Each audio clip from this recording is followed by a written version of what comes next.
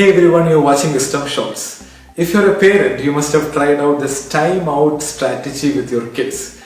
Time out is basically when the kid does something mischievous or naughty, you will ask them to stay in a corner for a few minutes. It's a punishment. They're not supposed to talk, or play, or move.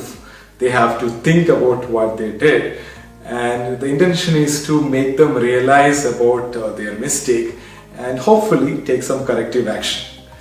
The whole world is in a timeout mode right now.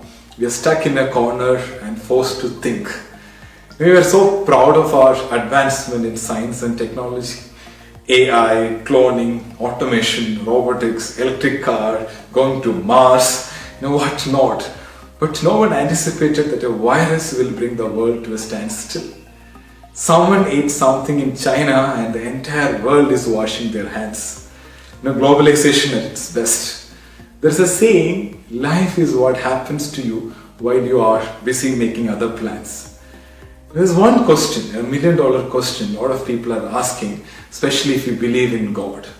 The question is, why is God silent? Why there is no intervention from God to end the suffering?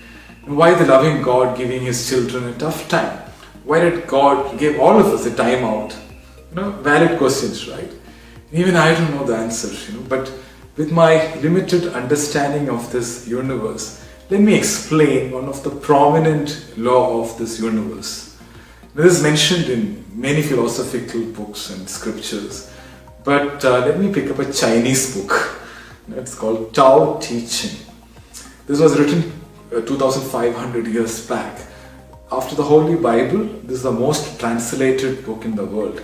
This is like the ultimate book of wisdom which has stood the test of time. The second verse of the Tao talks about the law of duality which exists in this universe. The duality of life teaches us that every aspect of life is created from a balanced interaction of opposites and competing forces. For example, day and night, life and death, good and evil, happy and sad, peace and war, hot and cold, form and chaos, positive and negative, pain and pleasure, the list goes on. The book says dark would not exist without the light and beauty exists only because there is ugliness. We can appreciate good phase of our life only if you go through a bad phase. And there is a season and time for everything in this universe. And throughout the course of history of mankind, diseases, outbreaks have actually ravaged humanity, sometimes changing the course of history.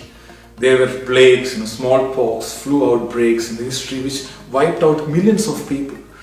The last big one was Spanish flu between 1918 and 20, exactly 100 years back, which affected, as per records, some 500 million people around the world, and 39 million people died around the world, including some 12 million people in India. But our generation, we have not seen a crisis of this magnitude, but it happens. Whether we like it or not, that's nature. It takes a break at times, to heal. It does a balancing act. That's the way it is designed, the duality of life. And we all experience the duality in our own lives, right? Sometimes good times and bad times, isn't it? But as a whole world, as they say, collective consciousness, this is the first time we are experiencing a difficult time of this kind in the last 100 years. So what I'm trying to say is, it's not about God, it's all about time. And if you read some of our scriptures, even so-called gods have experienced difficult time, sufferings and hardships. So time has not even spared gods, right? So I'll give you a classic example, a classic case, and this is very relevant to our current situation. So every year in the famous Puri temple, Lord Jagannath Swami falls ill, and just before the Rath Yatra, in this condition of this illness, he will be quarantined for 15 days. And I'm not kidding. Ask your friends from Bhubaneswar or Orissa. In the language of the temple, it's called Anasar. God is kept in isolation for 15 days, and during this period of isolation, darshan of God is closed, and water of herbs is given to God in the night. And this tradition has been going on for thousands of years. When the God himself goes on a self-quarantine for a period of 15 days, it's a big message for all of us, mere mortals, to stay home and take care. Adversity is the biggest teacher. And I believe gods have gone through tough situations in life to teach us biggest lessons of life. Whether it is Jesus Christ, Buddha, Muhammad, various spiritual teachers, they all had real challenges in life. But the way they overcame those situations inspire us. The truth is, tough times always define us in life. So, after every storm, there's a sunshine. After every winter, there's a spring. And this is not the end of the world. It can never be. The human spirit is incredible. It's time to become conscious of our power and remind ourselves and all those around us that the human race is resilient, flexible, and strong beyond any imagination. So humanity will survive.